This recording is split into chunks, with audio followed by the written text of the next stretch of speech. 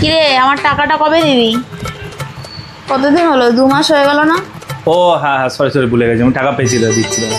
250 করে 2 মাস তো, 250 টাকা এনে ধর। 500 টাকা। 500? 500 কিসে? 250 করে 2 মাস হলে তো 500ই হয়। হিসাবটা আমি দেখাবো? ওই দেখা কি হিসাব তুই দেখাবি। তাহলে হচ্ছে তাহলে টোটাল 4100 টাকা।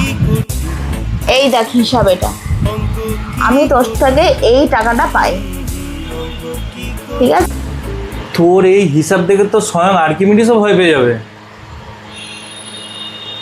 সমস্ত পুরুষদেরকে বলছি, বউদের থেকে ধার নেওয়া ছেড়ে দিন। আপনি আপনার শত্রুর থেকে টাকা ধার নেবেন, বন্ধুদের থেকে নেবেন, কখনো বউদের থেকে টাকা ধার নেবেন না। তা নাহলে আমার মতো এরকম হার্টে আপনার পেন স্টার্ট হয়ে যাবে।